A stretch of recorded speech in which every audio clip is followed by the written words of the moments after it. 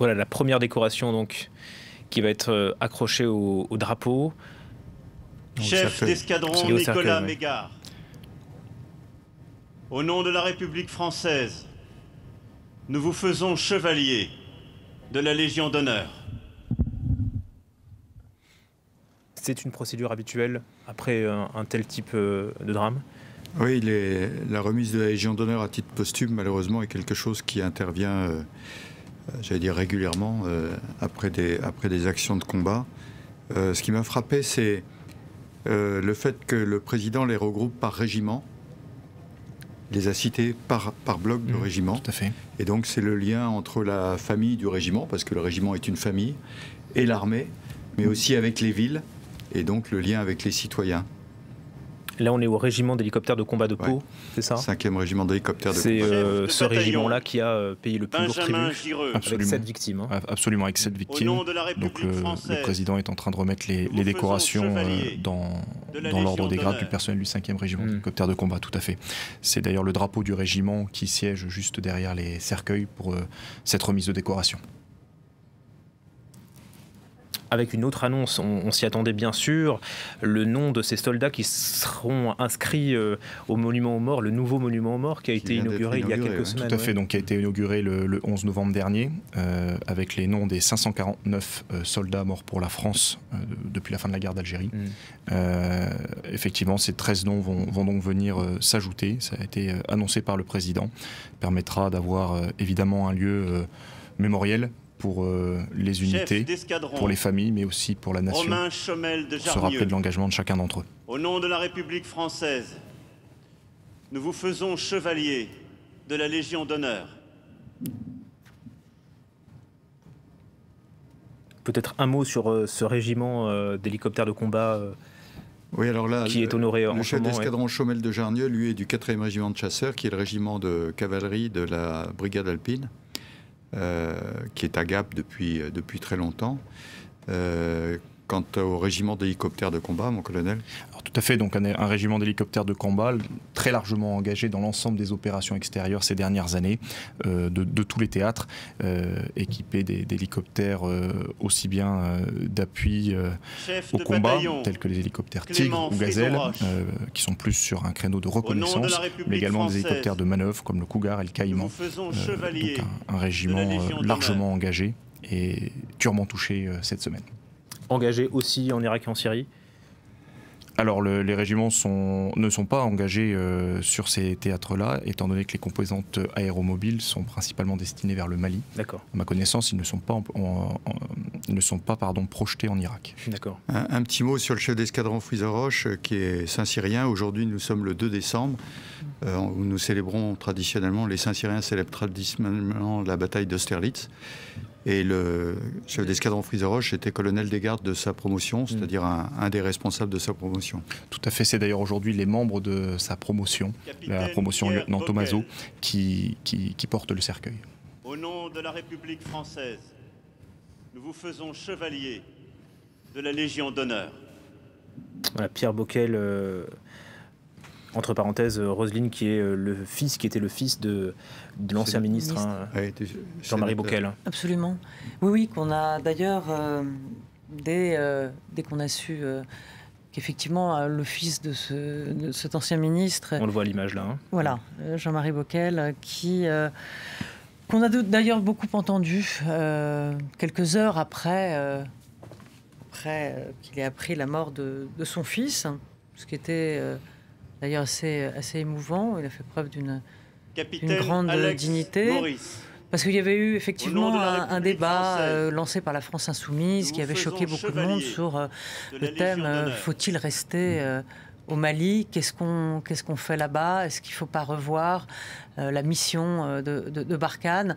Et ça avait été jugé par certains très choquant. Ça voulait dire en quelque sorte que ceux qui étaient morts, ces 13 morts, ne servaient à rien. Et justement, Jean-Marie Boquel avait dit qu'on pouvait se poser, que le débat n'était pas illégitime.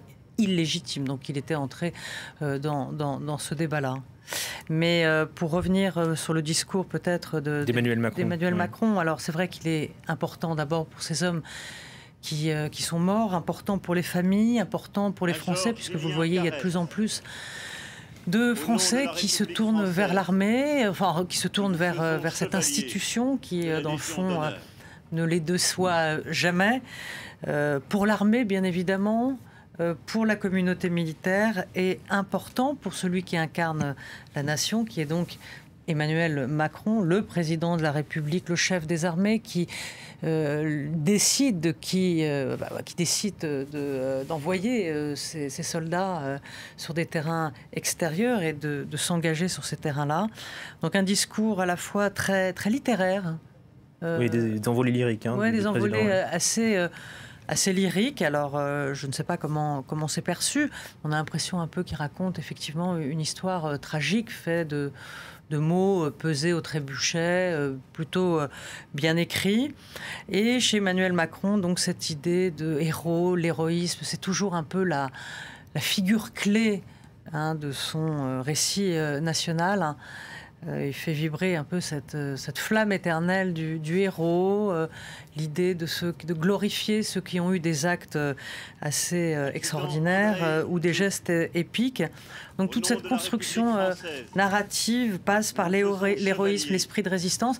Et il y a chez Emmanuel Macron quelque chose qui est à chaque fois frappant, c'est effectivement cette notion d'héroïsme, bien sûr, à laquelle il attache beaucoup d'importance, mais aussi cet esprit ce défi, cette détermination. C'est-à-dire qu'on ne doit jamais se laisser abattre et que derrière le drame, derrière la tragédie, derrière le conflit, il doit résider le désir et la volonté de réussir, le défi de continuer, et il déteste le défaitisme. On l'a vu un peu, on l'a senti dans son discours, ce besoin d'aller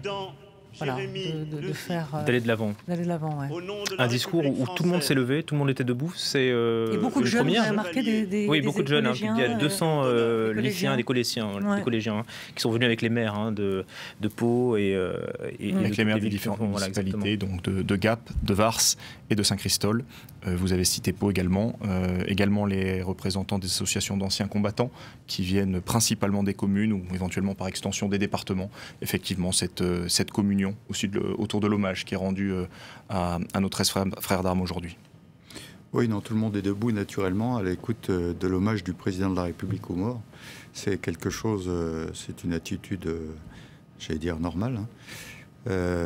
Adjudant Alexandre Protin, au nom de la République française, nous vous faisons chevalier de la Légion d'honneur. Je crois que le thème du héros, effectivement, que vous abordiez, c'est l'exemple, en fait, c'est l'exemplarité. Et c'est l'exemplarité donnée aux autres. Ceux-ci sont morts en héros, et c'est l'exemplarité. Alors, si vous voulez, 13 morts, c'est tout à fait totalement inhabituel. Revenons, pas si vieux que ça, à la guerre d'Algérie. 13 morts comme ça, c'était un combat. Et il y en avait beaucoup. D'autant qu'il y en avait parmi eux 6 officiers, je crois. Ouais. Oui, les pilotes. C'est le fait que c'était des pilotes de la latte. Donc c'était des officiers. Voilà. Effectivement, pourquoi il y avait autant de hauts gradés dans ces hélicoptères. On retrouve finalement, au travers de ces 13 victimes, l'ensemble de la diversité qu'on peut trouver dans l'armée de terre aujourd'hui, des officiers de recrutement différents, dans des spécialités différentes, des sous-officiers, un militaire du rang. Effectivement, une forte, on va dire, proportion d'officiers liés à la spécialité de l'aviation légère de l'armée de terre et des hélicoptères. Et effectivement une réelle diversité, ce que représente aujourd'hui la réalité des opérations. Oui, non, un grand nombre d'officiers, parce que les pilotes de la LAT sont officiers. Donc voilà. Et puis il y avait un commando de montagne et un chef qui coordonnait l'ensemble de l'action. Donc c'est pour ça qu'il y a beaucoup, effectivement, vous avez raison, beaucoup de gens s'étonnent en disant pourquoi tant d'officiers. Les pilotes, ils avaient 2 hélicoptères, ça fait déjà 4 officiers. Et puis le 5e, plus le chef de commando de montagne, ça en fait 6. Peut-être un mot sur ces commandos de montagne, justement, qui sont donc une élite au sein de la brigade d'infanterie de montagne et de nos différents régiments. Bien évidemment, des personnels un niveau très très avancé et une réelle maîtrise de leur spécialité, une réelle marque d'humilité aussi liée à la pratique de leur milieu de prédilection qu'est la montagne. Évidemment des personnels très spécialisés, l'image de chacun d'entre eux qui occupe une fonction bien particulière dans le groupe, mais avec en même temps une grande polyvalence. Voilà, pendant qu'on parle, la cérémonie se poursuit avec donc la remise.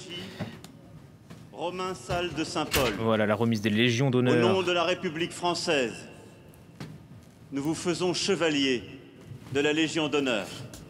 Et on pense bien sûr aux familles qui sont présentes et qui sont derrière le président et qui restent dignes face à cette épreuve. C'est exactement ce que j'allais dire. Les mots pour chacun individuellement et leurs familles, leurs épouses, leurs compagnes, leurs enfants. Les enfants vont porter ça pendant toute leur vie. Hein. Donc c'est quelque chose d'extrêmement lourd, où il y a un accompagnement dans l'armée extraordinaire dans cette famille militaire. Hein. Mais effectivement, un accompagnement qui se fait donc dès le régiment et qui remonte jusqu'au plus haut niveau, qui est coordonné pour l'armée de terre par la CABAT, la cellule d'assistance aux blessés de l'armée de terre, qui fait un travail remarquable et qui accompagne nos familles dès les premiers instants et dans la durée. Et effectivement, donc au niveau du régiment, au niveau des localités et au niveau institutionnel, cet accompagnement qui se fait. Les familles ont été invitées aussi à se rendre sur les terrains de guerre.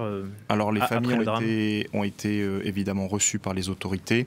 Elles ont eu une cérémonie un peu plus intime ce matin en présence du chef d'état-major de l'armée de terre qui a remis une croix de la valeur militaire à chacun des 13 morts au combat. Elles seront ensuite reçues pour un entretien privé à huis clos avec le président de la République à l'issue de la cérémonie.